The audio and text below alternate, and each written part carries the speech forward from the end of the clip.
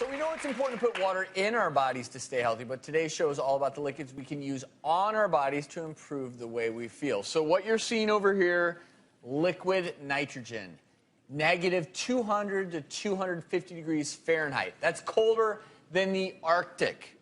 So what does cold air, cold water, what does it do to your body? It actually constricts your blood vessels. That's why we use ice on injuries. So I'm going to use this as an example. Let's pretend this is a blood vessel. Submerging into this concoction of liquid nitrogen. You see how that balloon is deflating? Yeah. Well, it's not constricting deflating. the balloon. Just the air is inside of it. Just like similar to a blood vessel. And then you get it out of the cold, and your blood vessels will expand. And that's why when you're in the cold environment, as your blood vessels constrict, you get decreased blood flow, and theoretically, you might have decreased inflammation as well. You guys hear that? Yeah, it's frozen, yeah. Okay.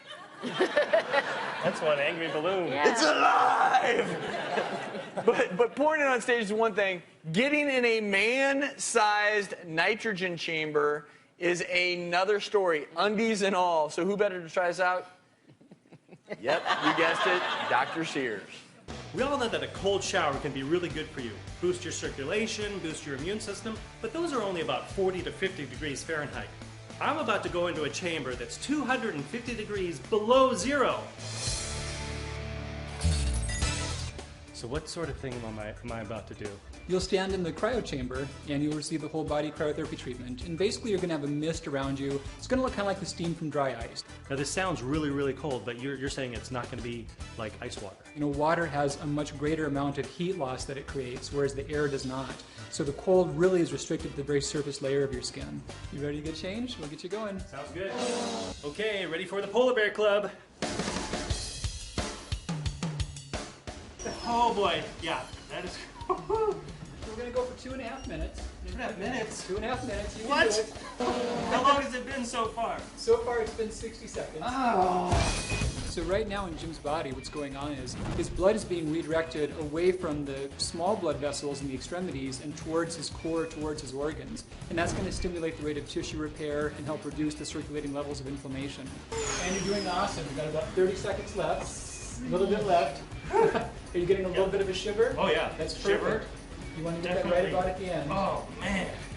So we're down to the last few seconds. Okay, come on out. Okay, wow. Look at that. So how long did I do? You did the whole 2.5 minutes. That was phenomenal for your first Wow, time. first time, huh? Yeah. That felt like a long time. That was cold in there. So you've joined the Polar Bear Club. Polar Bear Club. Wow. Yeah. No, that was actually pretty cool. By the end of that 2.5 minutes, I was pretty darn cold. But, you know, right before I went there, I had done some other pretty vigorous exercising, and I was pretty darn sore. And after this therapy, I was actually pain-free, which was actually pretty cool. Really? You know, similar how you'd expect with an ice bath. But, So the whole you know, idea is that the cold, after a vigorous workout, even with certain injuries, these things are widely used in sports medicine to try to decrease inflammation. Yeah. There's definitely a theoretical benefit to this. A lot of this therapy now is being studied. yeah, there's a lot of studies going for on, certain especially sports in Europe. injuries. Also, they're looking at it for atopic dermatitis, rheumatoid arthritis, especially in kids, even MS. I know a lot of the rheumatologists are kind of interested to see if this is going to really pan out to be a really good therapy or not. Sounds like theoretically it may have some Yeah, benefits. definitely not for pregnant women. That was one of the questions Yes. they asked me. Are you pregnant? I said, pretty sure. No, definitely not. Well, Dr. Sears, thanks for once again being the cold guinea pig. You betcha. Yes.